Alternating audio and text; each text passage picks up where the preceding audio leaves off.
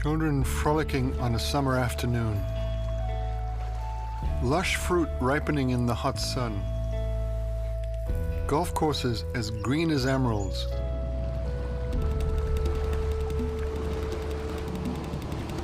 Behind each of these appealing scenes, a drama is being played out between two protagonists, man and water.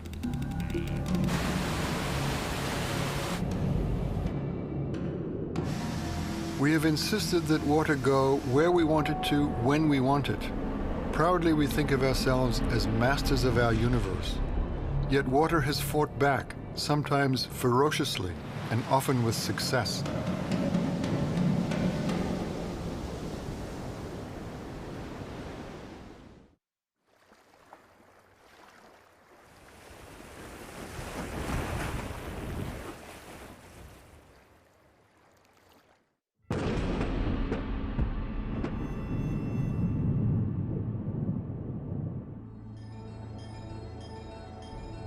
My name is Mark de Villiers. As a journalist, I've traveled much of the world, and almost everywhere I've been, I've witnessed a common shared conflict, a conflict between man and water.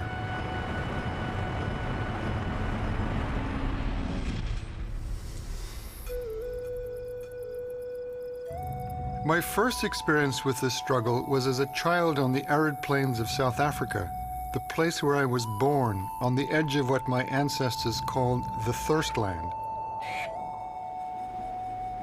My grandfather was a farmer in this uncertain land, and water, the idea of water, the longing for water, consumed his life.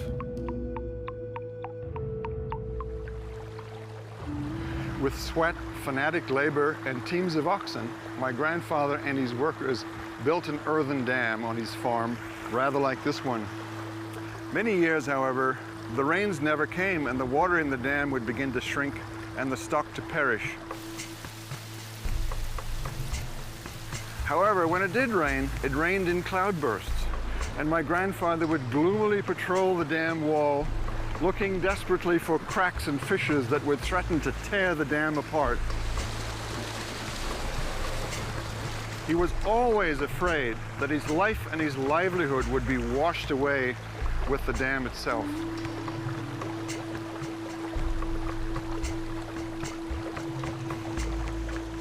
Years later, I realized that my grandfather's small struggle was representative of humanity's much larger battle for survival.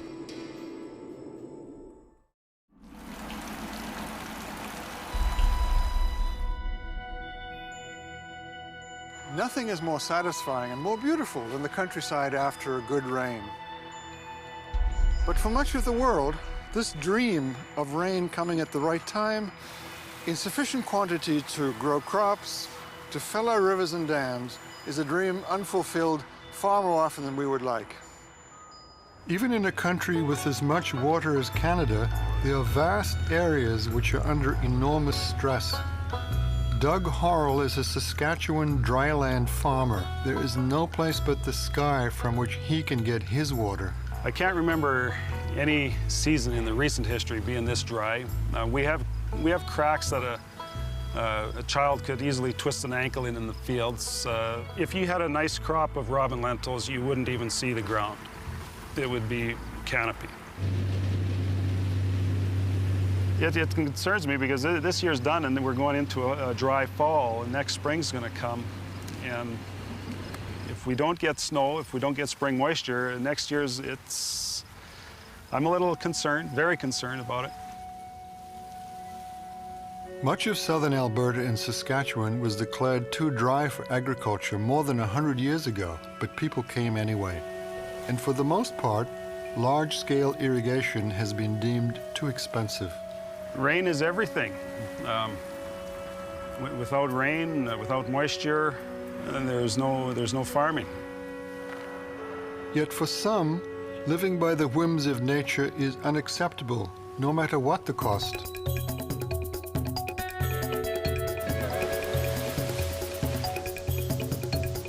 At first glance, there seems to be no sign of the fight for survival in this sunny scene.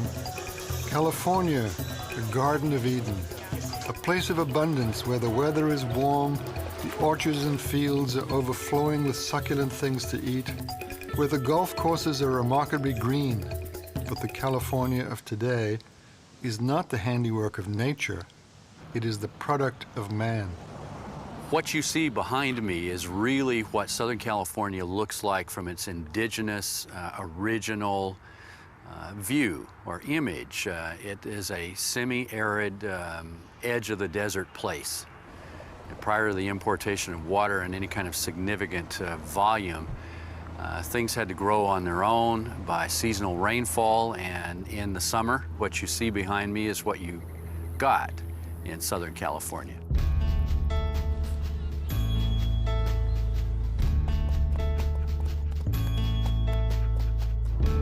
Riverside, California, famous for its Valencia oranges. The Glass family has been growing citrus fruit here for decades. My grandfather bought an orange grove in Orange County, and I think it was 1903. And so we've been farming, the family's been farming oranges since 1903. In my grandfather's time, he did not have diminishing supply of his well water. The wells did not lower each year. When my father took over using the same wells, they in turn started, because everybody was developing around that area, putting in their own wells. The groundwater supply lowered, and each year there became less water available. His groundwater had subsided to the point that he just did not have enough water to continue. By the 1960s, housing developments were overrunning Orange County, and the Glass family moved 60 miles northeast to Riverside, California. So we started out with maybe 100 acres the first year, and then we ended up planting several thousand acres. We're in the middle of a 100-acre citrus grove, Navel, Valencia, Tangerine. This is one of our original pieces that we started on. We've been farming, we planted this back in '63. I'm very proud of it. Dad's he's done a super job here. He started here with pretty much with nothing in 1962. Everyone thought he was crazy for coming up to this. It was pretty much a desert then. In Riverside, there is no underground water. It must be piped in from as far as 1,000 kilometers away.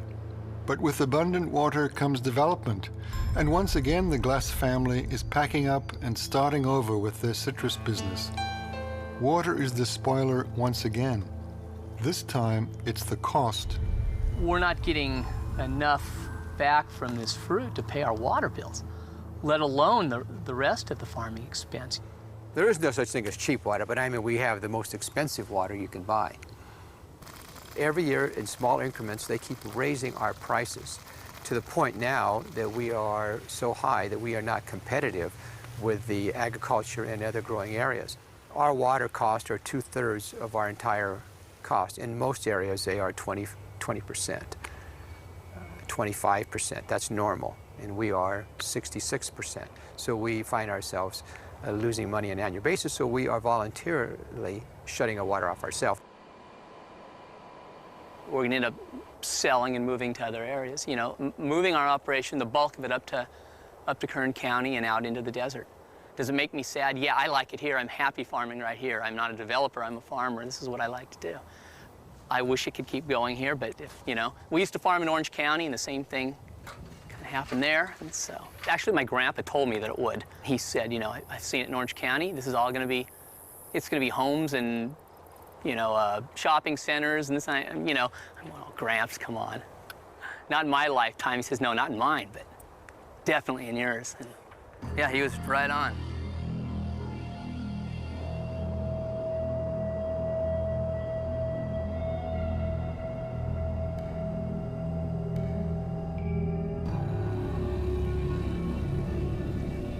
Some of these groves are going out now because of the water here. God, I planted when I was a little kid, and it's hard it's hard to see them go. I mean, you've been working here all your life and in these groves, and God, it's just, you know. It's hard to, I know it's hard for my dad. It's got to be hard for him after, you know, planting everything. It's just hard to see him go. Hard to shut that water off.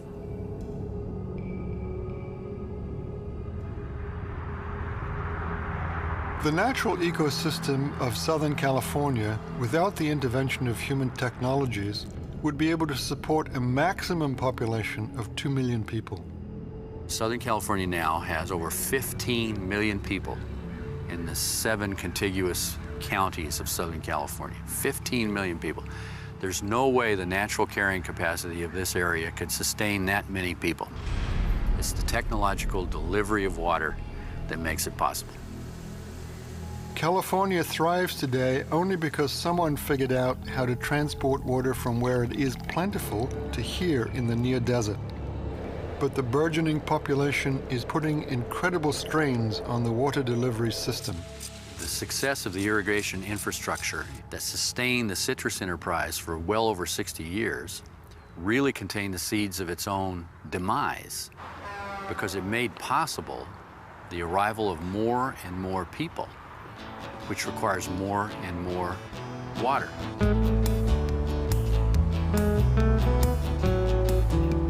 Whereas the rest of the world look at California, look at what we did, look at the vastly expanding population, and say this is a way to maintain it, to bring an ability to feed the population, to build urban development, to build industrial development. They all want what we have, or what we had. That is the paradox. How do you tell them, don't do it? We think it should have been done differently now. We seem on the surface so good at taming water. This has inspired some of the greatest and some of the most disastrous construction projects in the world.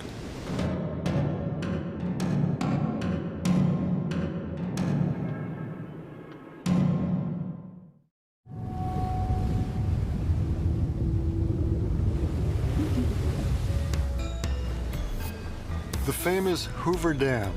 This is the granddad of all the mammoth water engineering schemes that now dot the globe. It impounds Lake Mead, the largest reservoir in the United States. In 1928, the Boulder Canyon Project Act was signed into being by U.S. President Calvin Coolidge. The act allocated $165 million for the construction of the Hoover Dam, the Imperial Dam, and the All-American Canal. But it would be the Hoover Dam that would become the largest water engineering project ever conceived or built until that point in time. The idea and the purpose behind Hoover Dam was to dam up the most dangerous river in the world. The idea was to build a dam somewhere along the Colorado River to stop the flooding, to control the water flows, and to protect the lower land, store these floodwaters in reservoirs so that you have a reliable source of water year-round. There's always an environmental impact in anything you do. You just have to weigh the differences in the need of the people, the need of the country to get bigger and stronger. We're irrigating 1.5 million acres of land in the Imperial Valley and Coachella Valley and acreage in southwestern Arizona. These areas, because of Lake Mead, are able to produce 68% of the vegetable crop for the United States and 25% of the fruit and nut crop. Water will always go where the people go. And when you talk about the benefits of the water that we have stored behind Hoover Dam and the other reservoirs, you allowed your country to expand a great deal more in a shorter period of time. And it was the greatest solution they had at the time. And today it's still one of the greatest solutions. That is certainly the philosophy of the 20th century, at least in the United States, but I think throughout the world, that we could tame nature. Hoover Dam, folks, 726.4 feet high. It's 660 feet thick down at the base. That's over 2 football fields thick. Hoover Dam really was, in a sense, the epitome of the 1930s and the 1940s belief that large infrastructure was the answer. Today, we realize that large infrastructure may contribute to the answer, but it may also contribute to problems. Well, it wreaks havoc downstream. It changes the watershed in very profound ways. It may, in some instances, end up completely changing the habitat. It also transforms once wild places into large bathtubs. The dam stood like a sentinel, white and beautiful in the desert sunlight, guarding the river and its downstream wealth. The engineering success of the Hoover Dam paved the way for a frenzy of dam construction around the world. But there has been one consequence of this building spree that few people predicted. This blue mark you see here was the highway for my people. Just like the blacktop is today for the people down south. The river was their livelihood. When man goes about taming water, it's often the ordinary person, the powerless person, the person who has no say, who pays the price. There's an estimate that tens of millions of people in the 20th century were displaced from their homes by the massive reservoirs behind the big dams that we built in the 20th century. And those people were displaced without discussion, without their participation in the water planning process.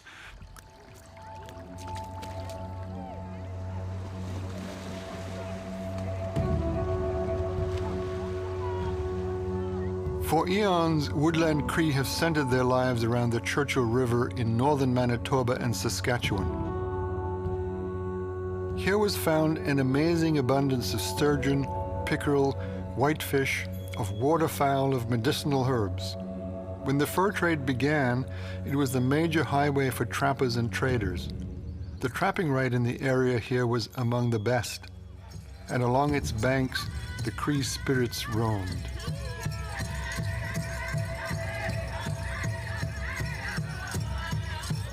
This is an event known as a river gathering. It is an act of prayer and celebration, a way of giving thanks for the waters and the great abundance they provide.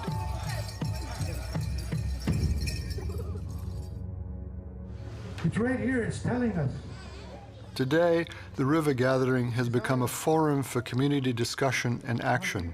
Celebration has given way to frustration.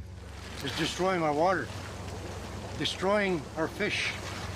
The drinkability of our water is being destroyed.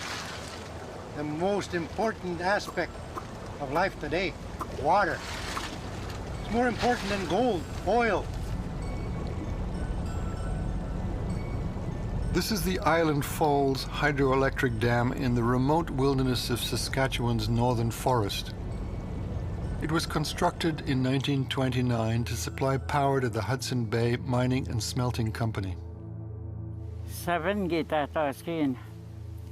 I arrived here July of 1927 with my parents. We noticed that there were 3 big tents here.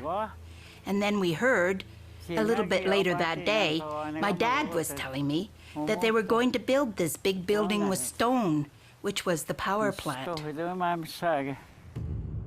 Like many other dams, Island Falls was not constructed to serve the people in the immediate neighborhood.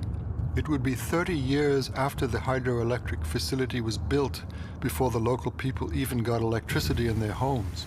They were short of power, so they had to come and look for power here in order to provide all the power to the mine in Flin Flon, Manitoba.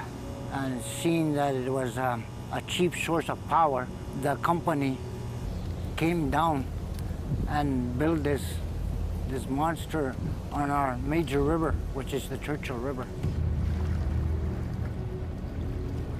The reason why I call it a monster is because of all the damage it did to our resources.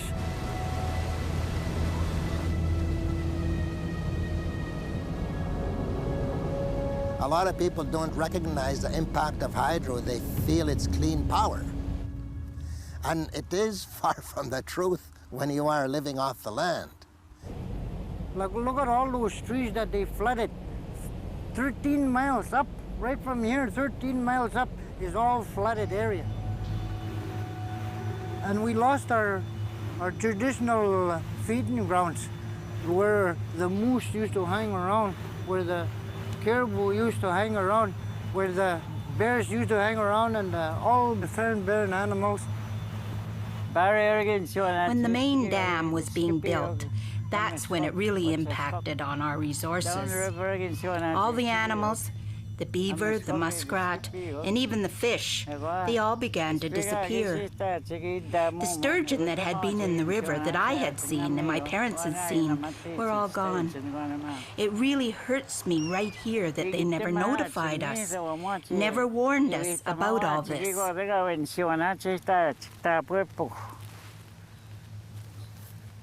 It went through 5 generations before we got them to understand to employ 5 people study at the power plant here. You know, and look at how much resources we lost.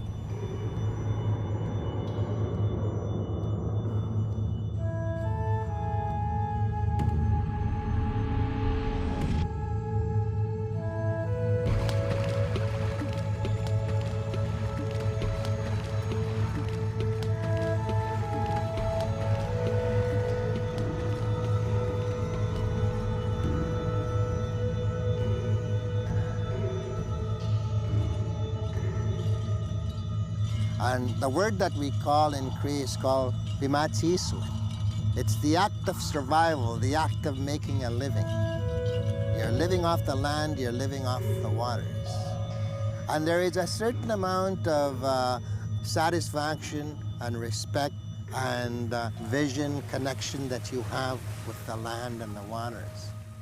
And in many cases, it is a strong one because you have to be able to survive from it. Your living depends on it. 7 cabins went underwater. That's our people's cabins, our people's homes.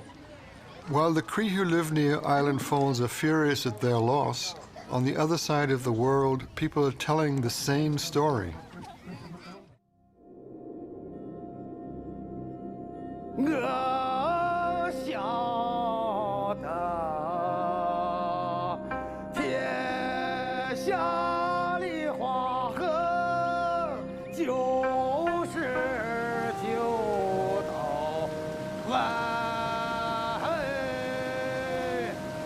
Yellow silt and muddy waters gave the Yellow River its name. Flowing 3,000 miles from Kunlun Mountains to the Yellow Sea, it used to be called China's Sorrow because of the disastrous floods the silting caused. Year after year, people were forced out of their homes, their farms destroyed. Waterborne diseases brought sickness. Now, with the construction of dams and fortifications, it's much tamer. But what has been the cost? The people who lived along the banks of the Wei River, a tributary of the Yellow, can certainly answer that question. My grandfather was a boatman. My father was a boatman, and I am one too. Mr. Wong lived in a village on the south side of the Wei River. For 3 generations, his family made a prosperous living as boatmen. In the southern part of the river, everyone made a living on the dock. At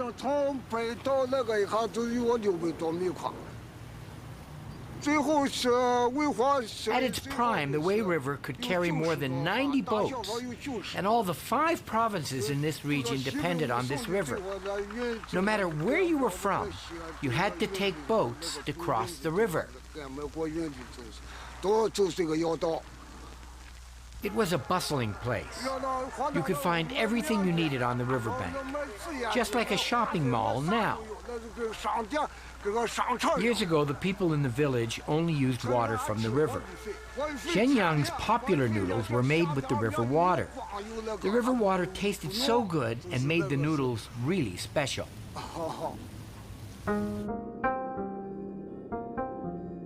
Then in the early 70s, the upstream city of Baoji started to build a dam on the Wei River. After the dam was completed, the Wei River was emptied of its water. Mr. Wong and all the villagers lost their jobs. I prefer to be a boatman. I like working on the boat. Now I'm a peasant. The only farmland available is the riverbed. I have no other choices. The boatman has become a farmer, his land a dry riverbed. When water goes away, it takes more than the drinking supply with it. Traditions, employment, culture, and simple human dignity, all are lost.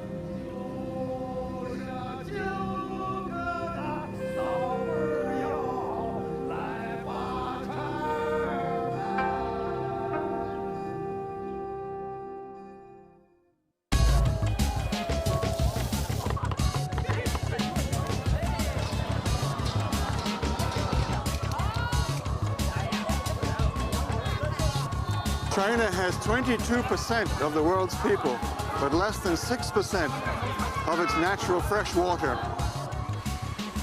The country is facing severe shortages and an uncertain environmental future. What happens in China is important to the world. We'll be watching China closely.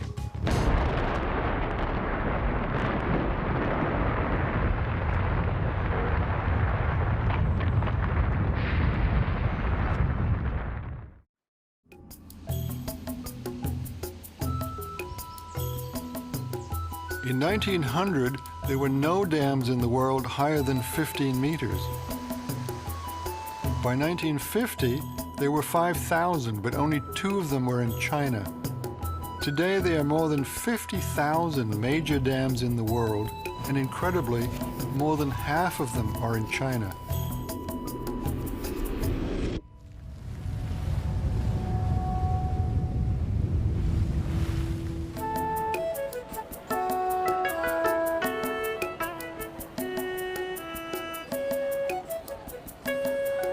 Fengjie is known as the town of poetry since it has attracted artists for thousands of years. They came here for inspiration, attracted by the spectacular view of the Yangtze River and the idyllic lifestyle of the people who plied the river for a living.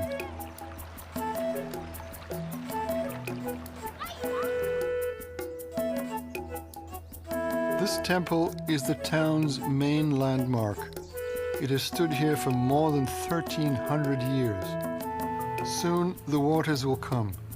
The famous town of Fengjie will be washed away, and the temple will stand on its own island in the middle of a vast lake.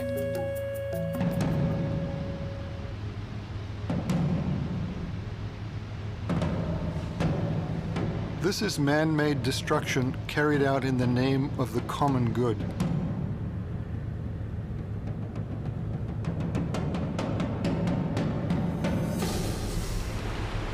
The Three Gorges Dam is the most audacious attempt yet by man to manhandle nature.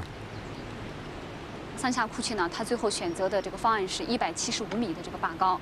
The reservoir will cover 600 square kilometers, which means that the 20 counties in the Hubei and the Chongqing provinces will be totally flooded. 区县。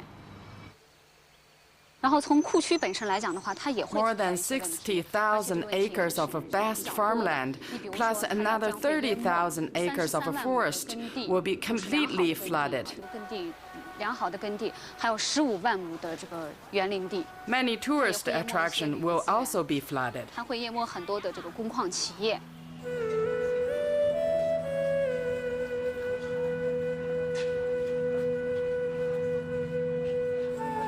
The construction of the Three Gorges Dam will require relocation of 1.3 million people from their homes. This is the most difficult problem in the history of dam construction.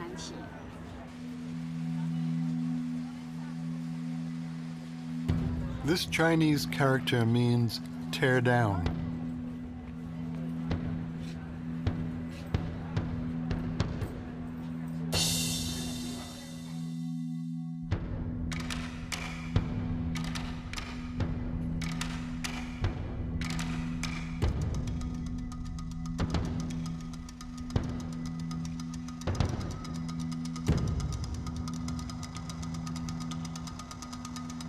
This red line is the high water mark. Anything below it will be submerged.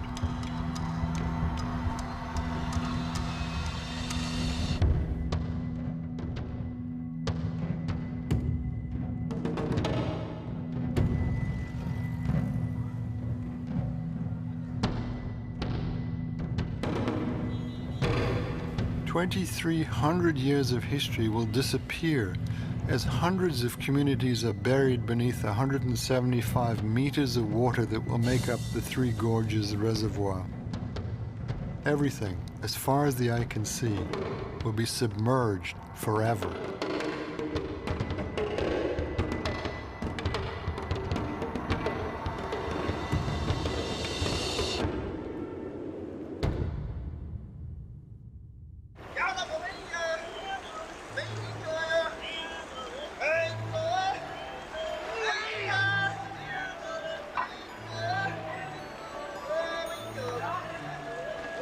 The Yangtze is China's longest river. It flows 6,300 kilometers through 11 provinces before reaching the sea. In the past 2,000 years, the Yangtze has raged over its banks more than 200 times. In 1998 alone, floods along the river killed 4,000 people, left 14 million homeless, and resulted in a loss of $24 billion.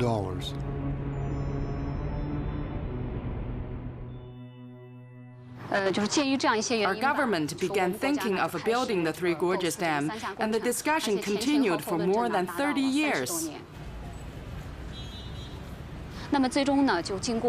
This decision concluded that China would be better off with the Three Gorges Dam than without it.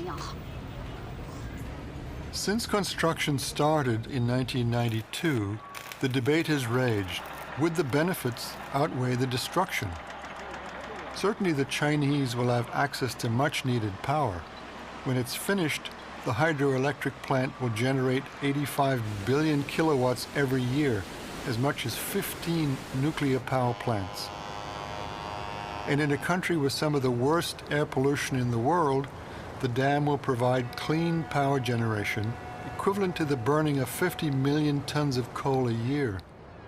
The Three Gorges Dam will store over 5 trillion gallons of water in a reservoir that will allow the passage of massive freighters into the nation's interior. And to ensure that all this work is not easily undone by nature, the dam structure is being engineered to withstand an earthquake of 7.0 on the Richter scale. But critics point to some startling facts. It is estimated that the Yangtze River will deposit as much as 700 million tons of silt into the reservoir each year, literally filling it up and quickly rendering it useless to prevent floods. The silt will also clog the new shipping ports and negate any improvements in navigation. Over 1,600 factories and mines will be submerged by the time the dam is completed. Environmentalists predict the inevitable release of toxins associated with these industries will create serious health hazards. More than 1 trillion meters of raw sewage are dumped into the Yangtze River every year. Historically, this pollution has been flushed downstream and out into the ocean. Now it will simply accumulate in the Three Gorges Reservoir. And if the unthinkable should happen, if the dam should ever collapse, millions of people who live immediately downstream would be drowned.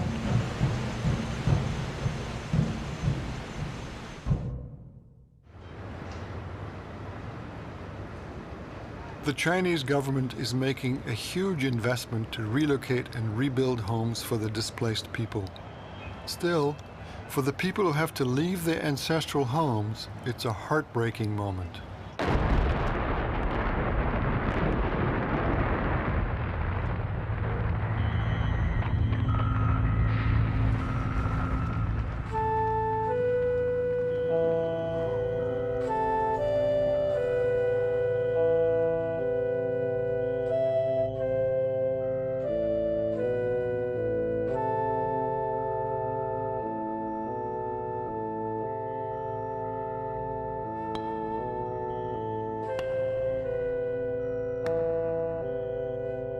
These dams that we built will end up being merely a blink of the eye in geologic time as for how long they're around.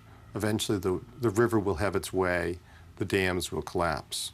That's not to say that the struggle of human beings to survive in nature won't continue. It will very much continue. But as for ruling nature, I think Mother Nature will have the upper hand. As we manipulate our precious water more and more, the dollars needed to put these mammoth schemes into place and to fix the damage they cause have soared. It may be that in the future, only wealthy governments will be able to supply water to their citizens.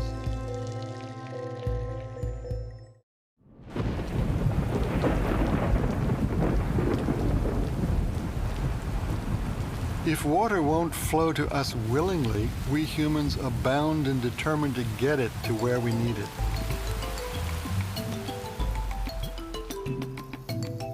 My grandfather was a farmer in desperately dry South Africa.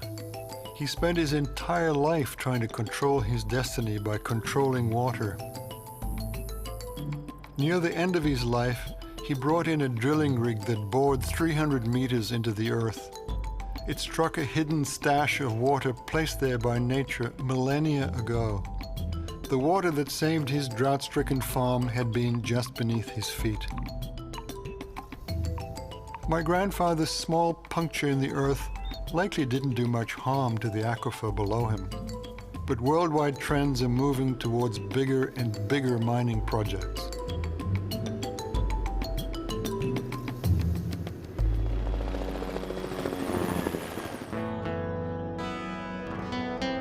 Libya is situated in North Africa. The Sahara Desert occupies almost all of its land, and it is one of the most arid countries in the world. Nearly 80% of Libya's population is situated along the country's coast and relies entirely on groundwater found in coastal aquifers. By the late 1970s, these aquifers were running dangerously low. Libya was running out of fresh water, fast. Well, let's just step back. In effect, there's a groundwater, freshwater all over Libya, or all over the Sahara, which 10,000 years ago was green and full of animals and rain. Now, it's only in the low parts where this groundwater can be seen, where you have oases. And the desert Arabs dig down, and as they use the water, they have to dig deeper. Beneath the Sahara Desert, there are vast aquifers, actually discovered while drilling for oil, which hold billions of liters of water. It's typical when you drill an oil well, you log the formations that you're going through, and they found that the fresh water goes down to something like 2,000 feet. But to bring water from 500 meters underground to the surface would be a seriously expensive undertaking for the people of Libya. Luckily, Libya has oil, lots of oil, which has made the exploitation of groundwater a dream come true. The great man-made river was born. With the aid of Allah, we will cause water to spring. The nation which controls its water controls its destiny. At least that is the belief of Libyan leader Muammar al-Gaddafi. To most, an international pariah. Nevertheless, to the people of Libya, he is a hero. And he said, we are a rich oil country, and everybody in our nation should benefit from this oil wealth. When they discovered that there was a lot of fresh water in the Sahara, 800 kilometers inland, they raised the question, should we bring the water to the coast, to the farmers, or should we move the farmers to the water? And he decided to bring the water to the farmers.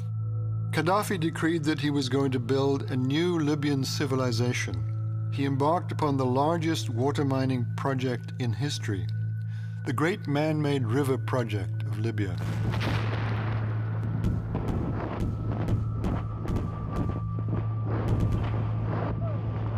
The scale of the project is indeed unprecedented. Construction began in 1984 And when it is finished, likely in about 2020, it will stretch 5,000 kilometers across the Sahara Desert, the largest engineering project in human history. So he's built a series of huge pipes. These are 15 feet in diameter. You could drive a car through them.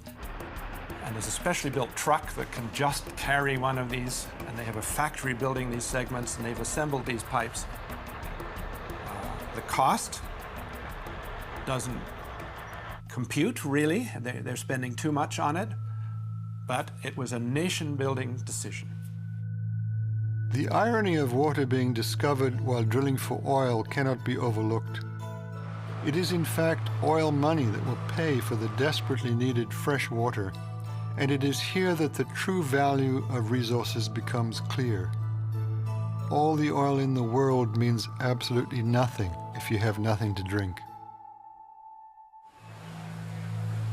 Today, the pipeline already carries more than 6 million cubic meters of water per day to Libya's 4 million people. That represents an incredible 1,000 liters per person per day. That's almost 3 times the water available to North Americans. The man-made river will allow farms to flourish where once there was only desert. It will mean that Libya won't have to depend on any foreign power for its water supply. If all of this sounds too good to be true, it is. It is fossil water. It is not being replenished. And in something like 50 years, it's going to be exhausted. And that raises interesting questions. If you build a whole civilization around this fossil water supply and it goes, now what? Like its oil, Libya's water will one day run out completely, and all that it is nourished will disappear.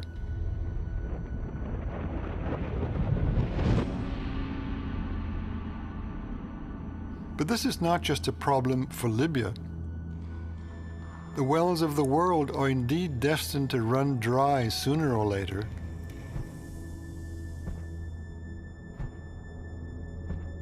And as we are discovering in every part of the world, sooner is closer than we ever thought possible.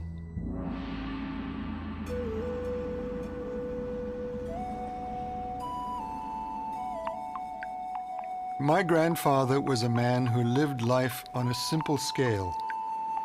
He had no choice. Like many of the world's people, his resources were limited. But at the same time, his ambitions rarely exceeded the capabilities of those resources. Maybe if he had more money, more technology, more power, he would have done battle with water and forced it into giving greater abundance to his farm and greater comfort to his life.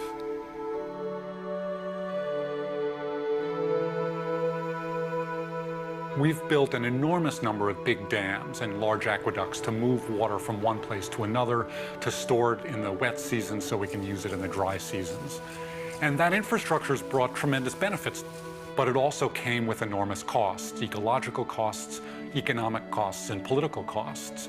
And the truth is, it's the 21st century, and we still have terrible water problems and terrible fights over water. And if anyone believes that building just one more dam or building another aqueduct will solve our problems once and for all, they're mistaken. Our efforts to change our world will likely continue as long as we inhabit the earth. The challenge is to do things with a lot more care and caution than we've managed in the past. And to always remember that all of the water that is. We cannot make new water.